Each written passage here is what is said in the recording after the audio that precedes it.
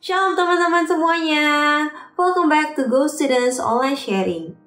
Kalian bisa terus saksikan Go Students Online Sharing setiap hari Sabtu jam 3 sore di YouTube channelnya Go Bogor Online Service atau di Instagramnya @go_students.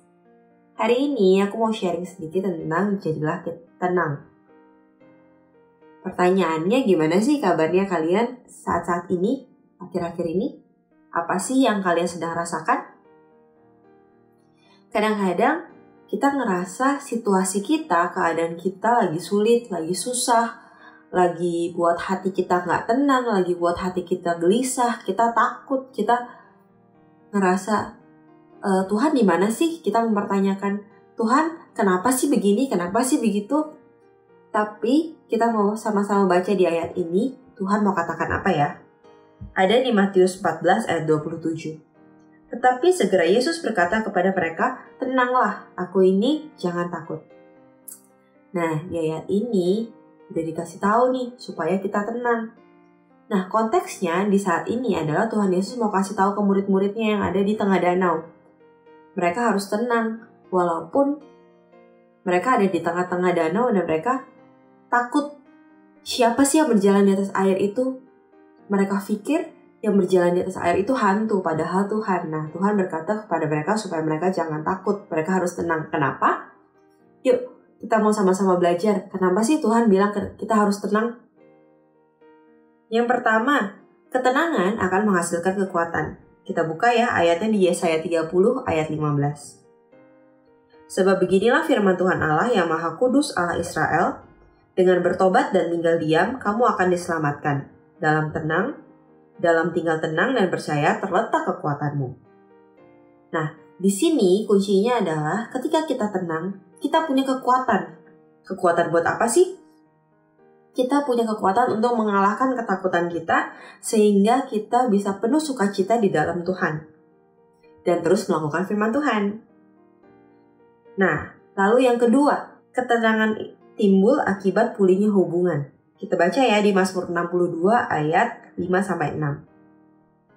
Hanya pada Allah saja kiranya aku tenang, sebab daripadanya lah harapanku. Hanya dialah gunung batuku dan keselamatanku, kota bentengku, aku tidak akan goyah. Nah, di sini, di Mazmur ini, Daud menyadari bahwa hanya dekat sama Allah saja dia bisa tenang. Jadi, kuncinya adalah ketenangan itu timbul akibatnya punya hubungan. Hubungan dengan siapa? Hubungan dengan Tuhan. Nah, berarti ketika kita bisa punya ketenangan itu, kita punya hubungan yang sangat baik sama Tuhan. Jangan menunggu keadaan menjadi tenang, lalu hubungan kita dipulihkan. Tetapi punyalah hubungan dulu sehingga apapun keadaannya kita bisa tetap tenang. Yang ketiga, yang terakhir adalah ketenangan membuat kita mengambil langkah yang tepat. Kita baca ya di Ayub 3 ayat 25-26. Karena yang kutakutkan itulah yang menimpa aku, dan yang kucemaskan itulah yang mendatangi aku. Aku tidak mendapat ketenangan dan ketentraman. Aku tidak mendapat istirahat, tetapi kegelisahanlah yang timbul. Ketika kita tidak tenang, biasanya kita itu mengambil langkah-langkah yang tidak tepat, langkah-langkah yang gegabah. Mungkin yang sekilasnya membuat kita tenang, tetapi ternyata masalahnya tetap akan ada. Tetapi ketika kita tenang, kita bisa berpikir dengan jernih, kita bisa punya pikiran yang lebih tenang, lebih enak gitu. Itu membuat kita bisa melangkah dengan langkah yang tepat dan benar di hadapan Tuhan. Jadi ketenangan itu sangat penting. Aku ulangin ya. Ada 3. Kenapa sih Tuhan berkata kita harus tenang?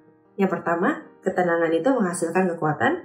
Yang kedua, ketenangan timbul akibat pulihnya hubungan. Dan yang ketiga, ketenangan membuat kita mengambil langkah yang tepat. Nah, begitu aja sharing singkat dari aku. Semoga bisa memberkati kalian semua. See you, God bless you.